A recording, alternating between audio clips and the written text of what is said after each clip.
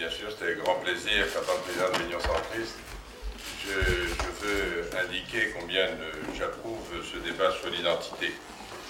Après Jean-François et Gérard, je crois que c'est utile de montrer que nous sommes rassemblés sur cette nécessité. Je ne suis pas un énarque, je suis un médecin.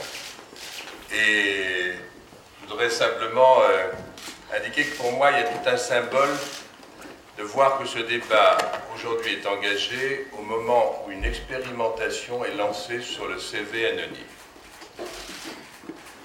Il y a plusieurs années que j'ai fait adopter, c'est un de mes amendements, au Sénat, et l'Assemblée l'a confirmé, ce CV anonyme.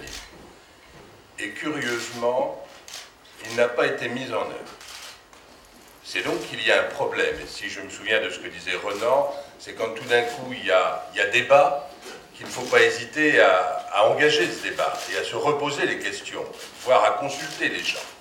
Et bien curieusement, ce CV anonyme, c'était le fait d'essayer de gommer, au moins pour permettre le premier contact, de gommer les origines, la couleur, le sexe, le handicap. Je voudrais dire que je partage l'idée qu'il faut débattre de ces sujets parce que nous avons devant nous de grands défis. Je voudrais en citer que quelques-uns.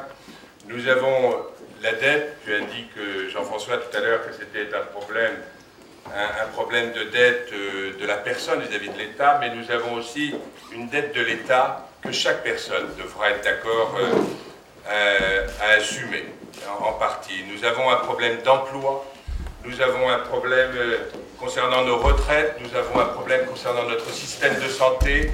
Je pense que nous sommes donc, comme le disait Renan, devant des grands défis, et c'est devant les défis, devant ces difficultés que nous réserve l'avenir, que nous devons nous retrouver.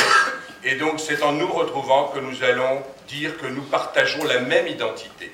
Et c'est dans ce sens-là que je souhaite aller sur ce débat sur l'identité, et j'espère que le groupe Union Centriste contribuera donc à la réussite de ce débat.